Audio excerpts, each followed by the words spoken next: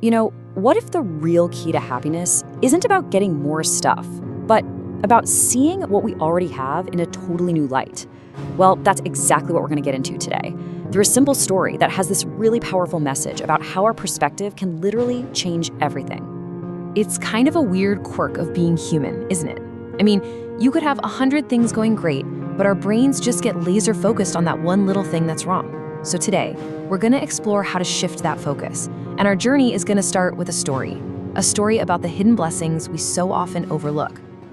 So, our story kicks off with a pretty simple question. If a tree doesn't have any fruit on it, does that make it useless? Or are we just not seeing its other gifts, like the cool, life-saving shade it provides? Let's set the scene for our two travelers. Okay, so picture this. A long time ago, two friends, Ethan and Lucas, have been working for 3 long years in a big city, super far from home. Finally, the day they've been dreaming of arrives. It's time to go back. But of course, they hit a snag right away. The carriage driver, he refuses to take the forest route, which means they've got to make that last, really tough part of the journey on foot. And this right here is where the real story starts, because the challenge in front of them isn't just about walking a long way. It's a massive test of character. And as we're about to see, our two travelers, well, they could not be more different in how they see the world. So on one side, you've got Ethan. He's the calm, patient type, the kind of guy who can find something good in pretty much any situation. And then there's Lucas. He's bold, he's quick, but man, he gets frustrated and starts complaining the second things don't go his way. These two completely opposite mindsets are about to go head-to-head out there in the wilderness. As they start their trek, their path is anything but easy.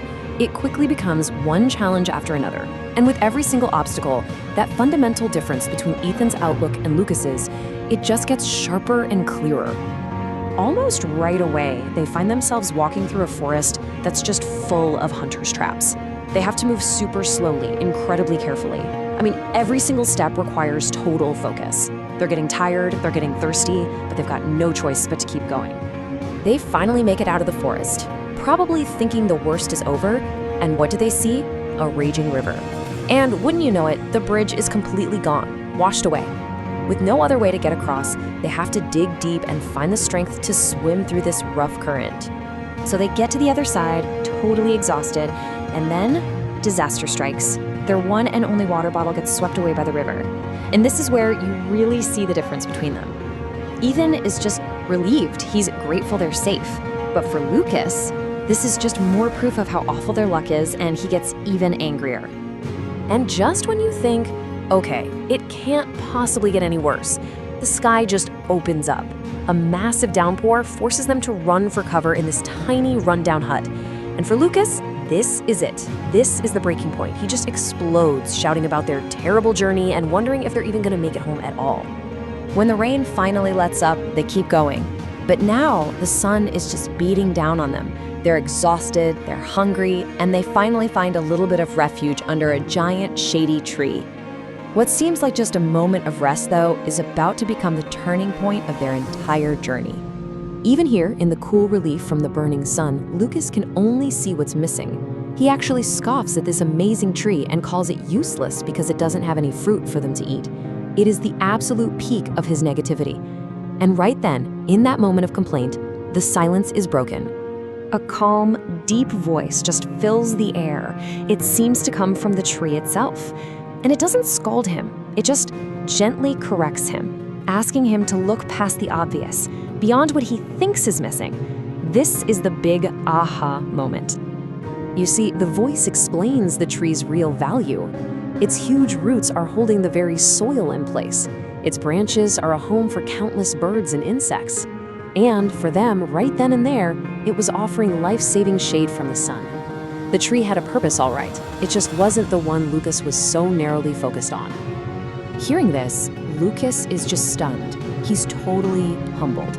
He immediately apologizes to the tree, and it's like a switch flips in his mind. His entire perspective shifts in that one instant. He finally gets it. You have to value what's there instead of just complaining about what's not. Now, the story's wisdom doesn't just stop with Lucas's apology. It actually gives us this really simple but powerful analogy that perfectly captures this whole mindset shift. It's a tool we can actually use in our own lives. So, think about your life like this. It's a basket full of oranges, and most of them are sweet and delicious. But there's one rotten one in there. You know, a problem, a frustration, something that didn't go right. If you choose to put all of your energy and all of your attention on that one rotten orange, well, you're never going to get to taste the sweetness of all the good ones that are sitting right there in front of you. And that right there is what this is all about. That's gratitude. It's not about pretending problems don't exist. Of course not. It's about making a conscious choice. It's about training your brain to actively search for the value in what you already have, to see the shade of the tree, to feel relief that you're safe, and to appreciate all the sweet oranges still left in the basket. And here's the bottom line. Here's why this matters so much. By practicing gratitude, we don't just change our point of view, we actually change our experience of life itself. We start to notice all the good that was there the whole time, and that opens us up to more happiness and helps us find deeper meaning in just our everyday moments. So I'll leave you with this question to think about. What's the fruitless tree in your own life? What's that thing you might have dismissed that's actually providing you with some kind of shade you haven't even noticed? What blessings, big or small, might you be overlooking today?